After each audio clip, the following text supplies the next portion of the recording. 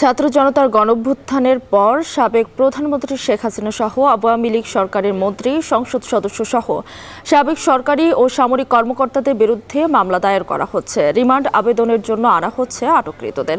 এছাড়া প্রতিদিনই আদালতে ভিড় করছেন আন্দোলনে নিহত হওয়া পরিবারের সদস্যরা। এ নিয়ে আরও জানাতে সিএমএম আদালতে আছেন সহকর্মী রাব্বি হোসেন। বিস্তারিত জানবো তার কাছে। রাব্বি, সকাল থেকে এখন পর্যন্ত কয়টি মামলার আবেদন পড়েছে সিএমএম আদালতে, এবং এছাড়া ডিবি কার্যালয় থেকে রিমান্ড আবেদনের জন্য কাউকে আনা হয়েছে কিনা জানাবেন।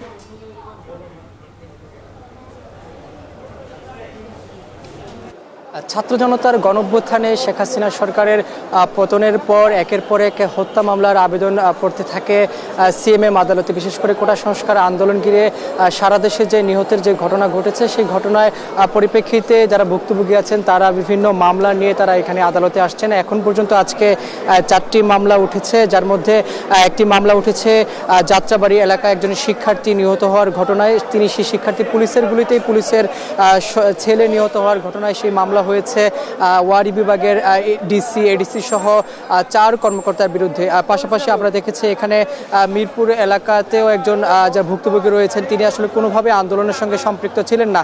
তিনি কর্মচারী ছিলেন একটি দোকানে। সেই দোকান থেকে যাওয়ার পথে তিনি গুলিবিদ্ধ হয়ে, অর্থাৎ র্যাবের হেলিকপ্টার থেকে গুলিবিদ্ধ হয়ে তিনি আসলে নিহত হয়েছেন। সেই নিহত হওয়ার ঘটনাতে ভুক্তভোগী মামলা করেছেন সাবেক প্রধানমন্ত্রী শেখ হাসিনা সহ সাবেক প্রধান বিচারপতি এবিএম খায়রুল হক সহ টোটাল 5 জনের বিরুদ্ধে, অজ্ঞাতনামা আরও 100 থেকে 200 জনের বিরুদ্ধে তিনি মামলার একটি করেছেন।